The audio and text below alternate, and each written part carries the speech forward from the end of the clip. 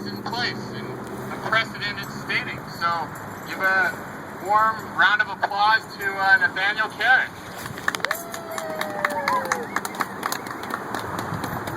Thanks, Jake. Give him a hat. Takes the man if you don't know. In a good way. Okay, so first I just wanted to say that, like, Jake, it's awesome that so many people are here. This summer, I think we're going to have a lot more people, and just bring your friends. Make sure that they get motivated. And I wanted to say that I'm honored to be here among you today. It's an honor. We need to stand up for our future liberties. Let's make no mistake. Our liberties are in danger even now, and severe measures must be taken to destroy these evil pieces of legislation. As some of you know, I was honorably discharged from the U.S. Army shortly after a 9-month tour in Iraq. I took place in over 150 missions ranging from neighborhood meet and greets to raiding entire cities at 3 in the morning. I'm going to describe the latter in detail. This way you will know what might happen to you or your neighbor tonight or tomorrow. I am not telling you this story to scare you, but to inform you of what this country is legally allowed to do to any of its citizens it deems enemies, so that you can see the importance of ratifying these laws. It starts at 1600 hours or 4 o'clock p.m. We drill on structure clearing using imaginary houses made out of white tape laid across the ground. Afterwards, we discuss what went right and what went wrong. We drill again and another 20 times after that before changing the design of the house, and then we start all over again. When the squad leader is satisfied with our maneuvering, it's time to play in the sandbox. We discuss what needs to be done H- or an hour before the mission. In our sandbox, we have various Hot Wheels, cardboard boxes, and toy G.I. Joes, action figures depicting different elements. We run through arrive times and go over target names and pictures. We get our assignments. Our team is the breach team, and lucky me, I get a knock. By 2000 hours, or 8 p.m., we've all got a full stomach and settle in for a few hours of pre-mission rest. At 1:30 hours, or 1:30 a.m., our squad leader wakes us up and tells us to go to the chow hall again. Missions take over 3,000 calories out of you, so you've got to eat and drink as much as you can.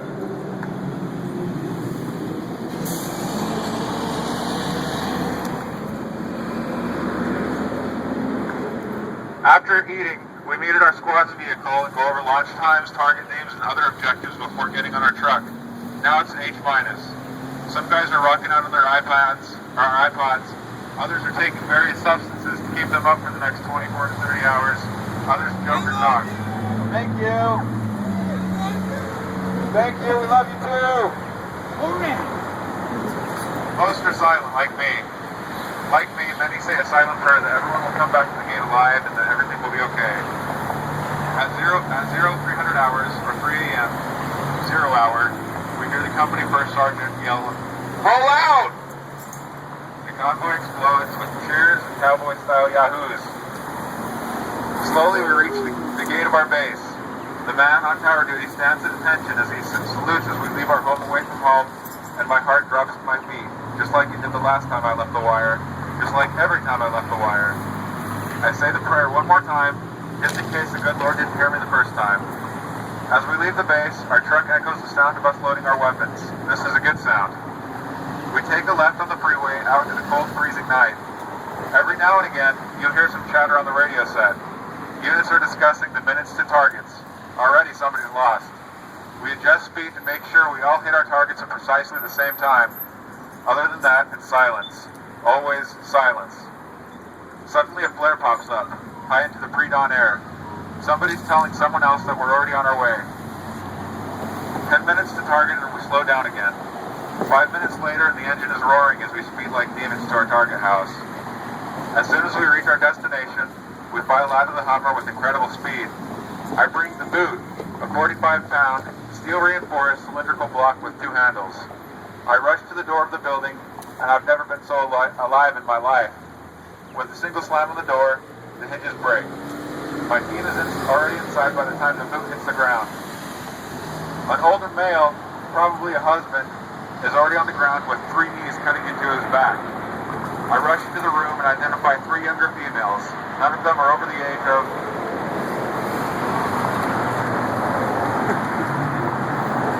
Yes. 15. Yes. I guess 15. I yell at them to get down in Arabic. Inzil! Inzil! They quickly comply. My squad leader yells for me. By this time, our second team is also inside the house, finishing the sweep. I'm told to bag and tag this expletive deleted. I pull out a pair of plexi cuffs and a burlap sandbag. After the subject is cuffed and collared, my team leader walks by. He tells me that I need to pull the cuffs tighter. His hands are already changing color. I pull them 3 clicks tighter to get my sergeant off my back. It's a hard place to be in for this man under the bag as well as for me. I try not to dehumanize him, but I do anyways. You tell yourself you have to, that is the only way you stay alive. You justify everything. I pull the man up to his feet. His wife pushes through 2 soldiers with a pair of shoes. He married a good woman. He's allowed to put on his shoes before I can put him outside. Before I push him outside. He's shaking and saying that he's scared and that he didn't do anything. I can't understand him, but that's what he's saying. Fear is universal. A friend of mine smacks him on the head and tells him to shut up, in English. The man continues, but now it's barely audible. As he steps into the truck, I look up and see 15 other people just like him. 15 men shaking from the cold and fear. 15 nobodies with sacks on their heads and hands that are turning purple. There's 4 trucks, and they all have 15 nobodies inside of them, just like this man. With the house secure, we move on to searching for weapons. I pull out my blade and tear a hole into a mattress. There's nothing there. I pull everything out of every drawer and dresser in the bedroom and throw everything into a pile in the center of the room. I find some Iraqi currency, some family pictures, a portrait of Saddam Hussein, and somebody's military record, but nothing incriminating. The man's wife walks up to me and starts pleading. I don't understand anything she says. I can't tell her that I don't know whether or not she'll ever see her husband again. She slaps herself in the face violently, again and again and again, screaming to her God and my God in frustration, anger, and fear. Finally, a Turk or interpreter comes over to calm the woman, but she is beyond comfort. Their children are huddled in the corner, also inconsolable.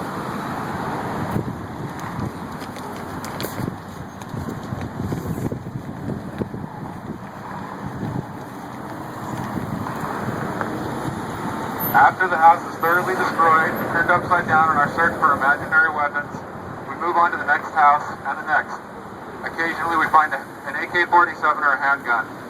The Iraqis are allowed to have a single firearm for self-defense, so most of the time that means nothing. We almost never find anything exciting. Our LT comes by asking all males over the age of 13 their names. Some are taken, some are left. Every eye is upon you. Why are you taking my dad, they say. My brother has done nothing, say another. This is why I dehumanize him. The guilt is too powerful. After all elements have completed their objectives, we pile into our Humvees and head back to the house. The ride back is long and tiring. When we get back, I'm on prisoner detail. So I walk over to the small tent holding some 40-odd men. As I step inside the tent for the first time, I am shocked and amazed. Steel wired kennels intended for small dogs, 3.5 feet by 3.5 feet, are stacked 3 high on both sides of the tent. Right now, I don't even think of these things as humans. It's too hard to believe that. I step outside after signing a release form for 12 of these sorry things. I can't get enough air after that scene, and part of me will be dead forever. Thank you for going through that with me. Now you can understand why we must change these laws. No human should be treated this way, the way I treated these people, and the way that they got treated. And our founding fathers knew this. As an American, we should be proud that our armed forces keep people like myself from coming into your house in the middle of the night to take you or your loved ones away from you. Instead, we are disgusted by the fact that our so-called leaders, even the President of these United States, has signed a bill into law putting you and me into the role of enemy combatant. I have a 3-year-old daughter, and before she was born, I promised her that I would do all that I could to make this a world and a country that she would be proud to live in. I will not let these things stand.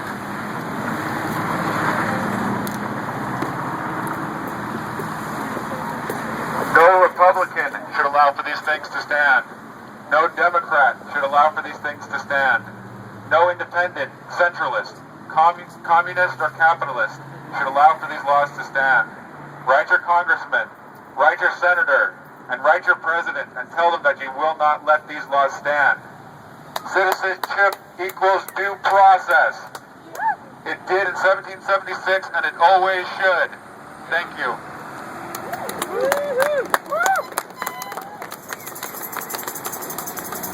There wasn't nothing any more relevant. We all know that the NDAA allows for indefinite detention, but the NDAA also finances the wars we're fighting and puts sanctions on the Central Bank of Iran, pushing us one step further to war with Iran, to conflict with Iran, which is in the best interest of the 1%. So, before we march, I want to go over a few chants, and since we're about consensus and we're the Occupy movement, right, I want to get approval from everybody that we all want to do these chants. So the first one is one that we did December 17th in New York City, marching to Times Square. It goes, NDAA, Obama took our rights away. NDAA, Obama took our rights away. So what do we think? Yep. Yeah? Alright. Now the second one is similar. It goes NDAA. Sorry. That's all. Let It's me think about bad. that one for a second. It's a bad thing. Okay, so let's go to the EEA one. Hey, hey, ho, ho. The EEA has got to go. Hey, hey, ho, ho. The EEA has got to go. Pretty simple. Are we good with that? Yeah, okay. And then the NDAA one was NDAA, we say no way. NDAA, we say no way. That was what the protesters in Washington, D.C. were saying in front of the White House. I thought that was pretty cool. So are you good with that? Awesome. All right. So I'm thinking we should just start a march through the Federal Building, which is 1 block down and 1 block west, and just make sure that we don't stop or lose half of the group in a sidewalk. Let's all stay together and keep going, and let's just march. So what chant should we start off with? A BYU co-ed chant. What one? BYU co-ed chant. What's that one? I don't know. We could make it up. NDAA, Obama took our rights away. NDAA, Obama took our rights away. NDAA, Obama took our rights away. NDAA, Obama took our rights away.